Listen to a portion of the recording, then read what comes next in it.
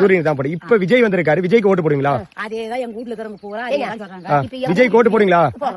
உதயசூரியன் இனி உதிக்கவே வேண்டாம், பணம் வாங்கிக் கொண்டு ஓட்டு போடக்கூடாது, அட்வைஸ் செய்யும் பாட்டிமார்கள். தமிழகத்தில் திமுக ஆட்சியின் மீது மக்களுக்கு இருக்கும் அதிருப்தி நாளுக்கு நாள் அதிகரித்துக் கொண்டே வருகிறது. பெண்களுக்கு எதிராக இழைக்கப்படும் குற்ற செயல்கள் ஒரு அளவே இல்லாமல் சென்று கொண்டிருக்கிறது.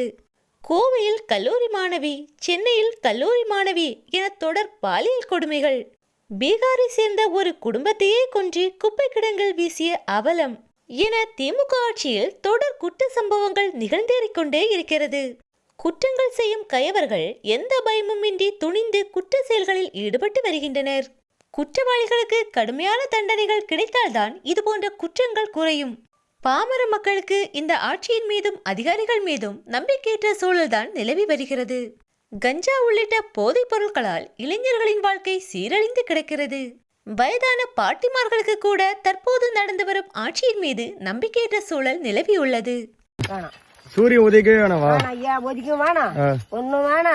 தற்போது பாட்டிமார்களும் உதயசூரியன் இனி உதிக்கவே வேண்டாம் என திமுக ஆட்சிக்கு எண்டு கார்டு போட்டுள்ளனர். இந்த வீடியோ தான் தற்போது சமூக வலைதளங்களில் தீயாக பரவி வருகிறது. வரப்போகும் 2026 தேர்தலை குறித்து பாட்டிமார்கள் இருவரிடம் கேட்டபோது சூரியன் வேண்டவே வேண்டாம், உதயசூரியன் இனி உதிக்கவே வேண்டாம் என மாஸ் காட்டியுள்ளனர். பணத்தை கொடுத்து ஓட்டு கேட்பாங்க, பணத்தை வாங்கிட்டு ஓட்டு போடக்கூடாது என அறிவுரையும் கூறியுள்ளனர்.